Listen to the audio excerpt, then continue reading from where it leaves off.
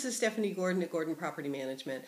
I wanted to talk a little bit about San Francisco's new, what they call Airbnb legislation, or legislation that regulates short-term rentals in San Francisco.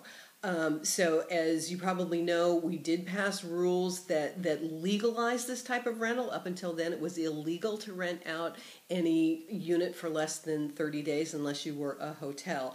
It was a very, very controversial legislation. It's still controversial, and I think that there are still changes that are going to come. But for now, essentially, if you have a home or apartment in San Francisco that is your primary residence, not something that's your vacation home or pied-à-terre or investment property, but if it's your primary residence, you are now allowed to rent that out on a short-term basis for up to 90 days a year. In order to do that, you have to register with the city, you have to get insurance, and you have to pay the city's hotel tax.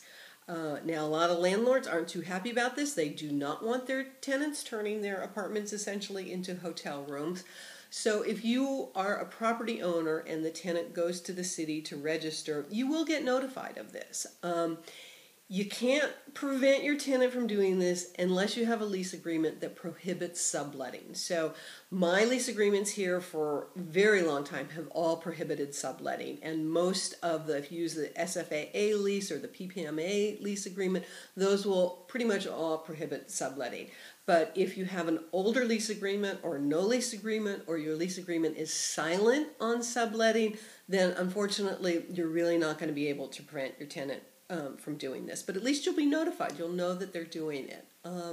So I actually think that this could be a good step for San Francisco, because up until now we really haven't had any rules, and we have tenants who we see on Airbnb that they're doing this, and different lawyers tell us different things of what we can and cannot do. So now at least we have regulations that if our tenants are doing this, they need to comply with the city laws. So anyway, like I said, it's controversial, and this isn't the end of it. I think there'll be changes to come, but if you have any questions about this or anything else about renting out property in San Francisco, please give me a call. This is Stephanie Gordon at Gordon Property Management.